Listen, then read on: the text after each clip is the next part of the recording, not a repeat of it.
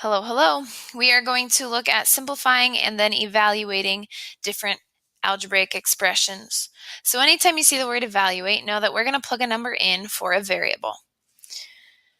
Here's an example. So we have -a times p minus a.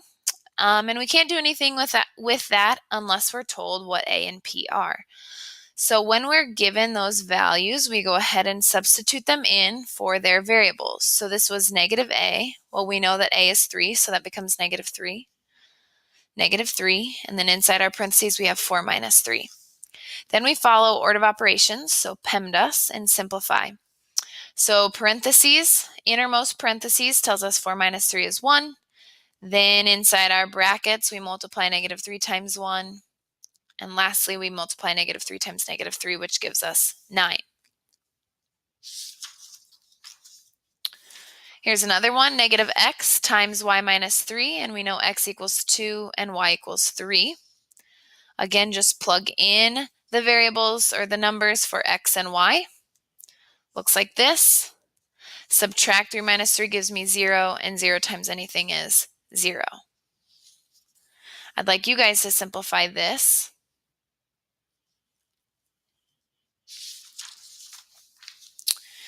Here's another one with a lot of multiplication. So we have yz times zyx, and here's our 3 variables. Plug those in. Multiply here, we get -4. -4 times 2 is -8. Remember, a negative times a negative is a positive, so we get 32. I'd like you guys to simplify this one.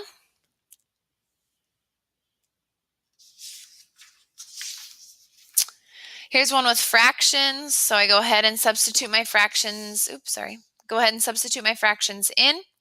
Simplify inside my parentheses. So 2 times 1/4 is 2/4, but I simplified 2/4 to 1/2. So now inside my parentheses, I have a half plus a half, which we know is 1. So I have a half times 1 minus a half. Well, anything times 1 is itself. So we have a half minus a half, which is 0. One last problem, we have absolute value, so you can still evaluate using absolute value signs. So -a turns into -3 based off of this definition. -3 to the third power is -27. And then lastly, we take those absolute values, which gives us a positive 27.